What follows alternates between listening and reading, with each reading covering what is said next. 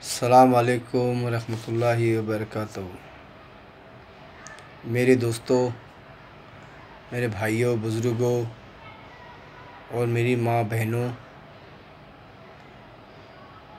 आज के दिन औरंगाबाद में आपा की पेशी हुई, ये सभी जानते हैं। इसमें बताना कोई मैं ज़रूरी भी नहीं समझता, लेकिन बातें जब बनती हैं तो इसी तरह से बातें होगी। तो जाहिर सी बात है, मैं भी यही कहूँगा। फिर 19 का वही वही कहानी। तारीख बदलती है लेकिन पेशी नहीं बदलती,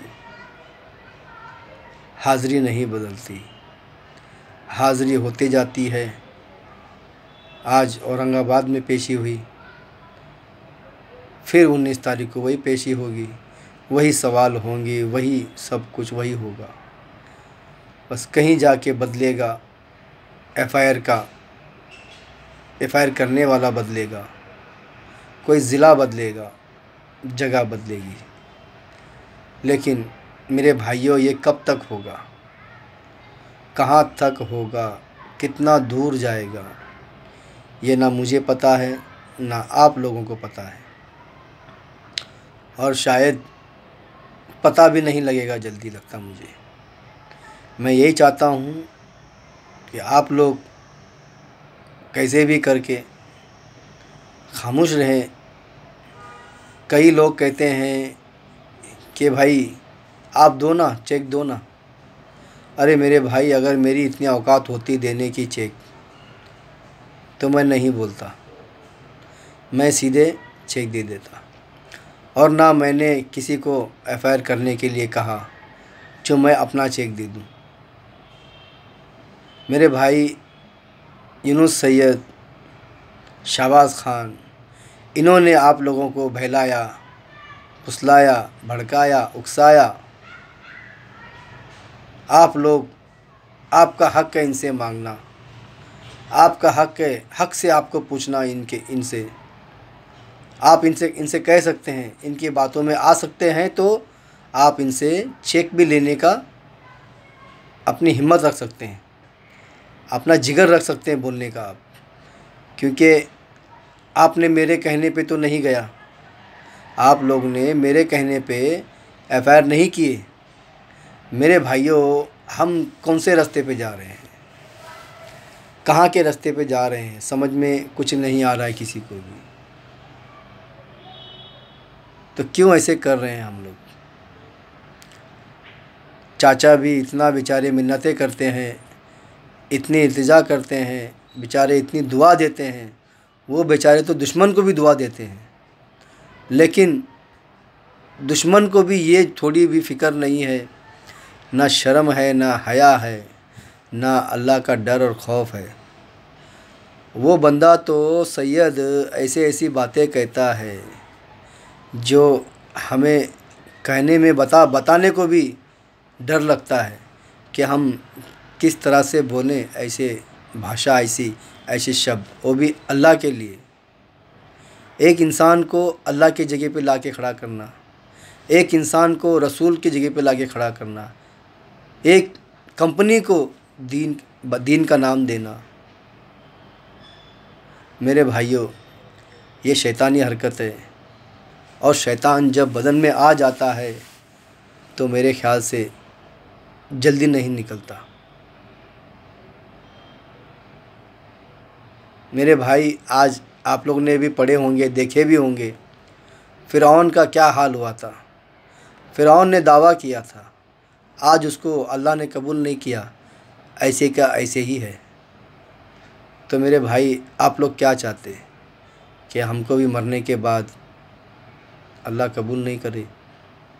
तो ऐसी भाषा से बचना चाहिए, और दीन की बातें गलत करने से बचना चाहिए, गलत बातें बोलने से बचना चाहिए।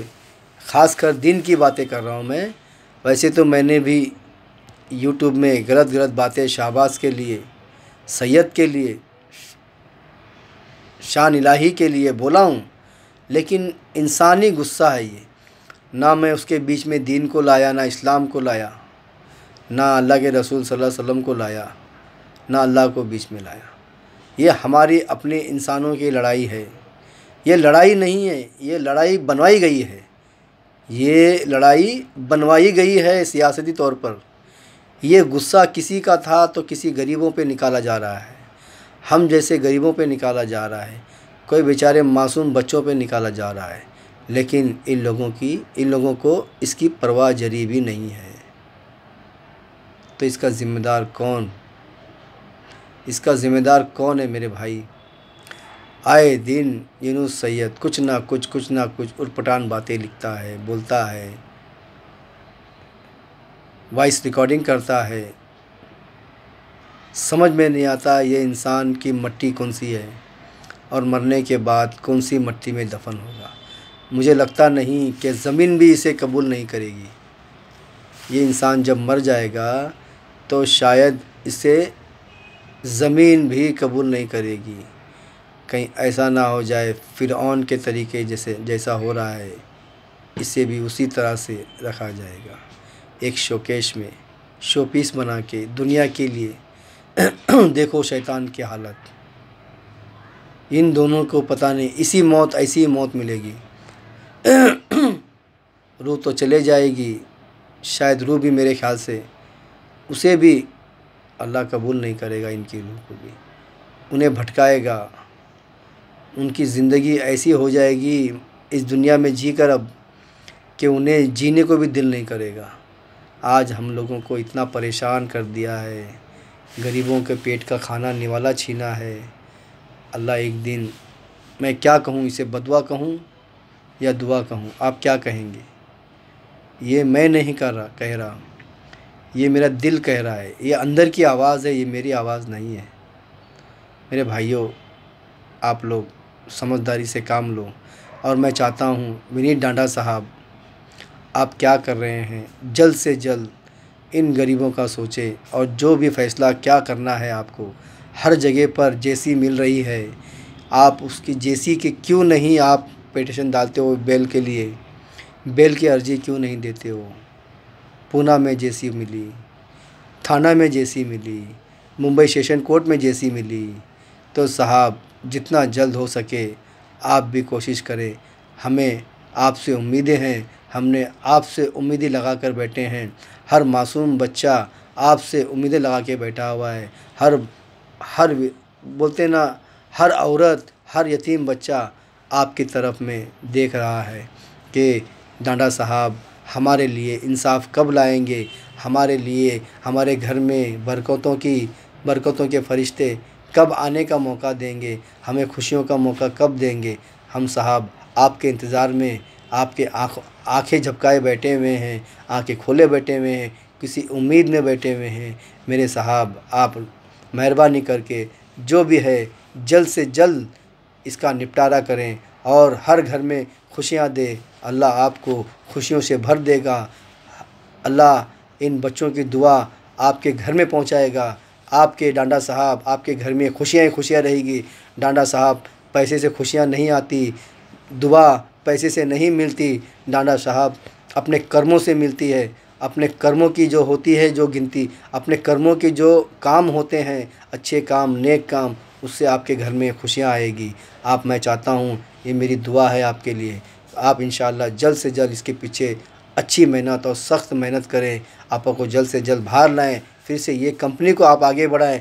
मैं कहता हूँ डांडा साहब, हम आपको इतना याद करेंगे, हमेशा जितना याद करेंगे। हमारे लिए आप एक ज़रिया है घर के लिए। आप इस वक्त हमारे लिए सबसे बड़ी इम्पोर्टेंट चीज़ है। आप हमारे लिए सबसे बड़े हैं। अब इस वक्त हम आपके ऊपर आस लगा के बैठे हैं। मेहरबानी करके जितना जल्द हो सके साहब इसका फ़ैसला करें।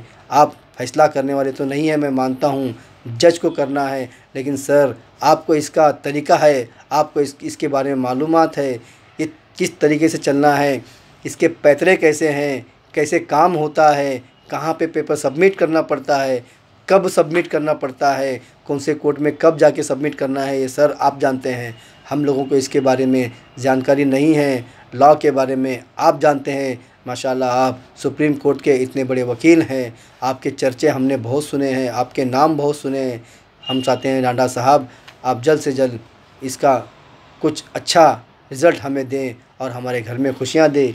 इससे ज़्यादा मैं ना कहते हुए मैं इसे ख़त्म करना चाहता हूँ। डांडा साहब, अगर मैं बोलने में कुछ मेरे से गलती हो गई तो आपसे माफ़ी चाहता हूँ, और किसी भाई को अगर बुरा लगा तो उनसे भी मैं माफ़ी चाहता हूँ।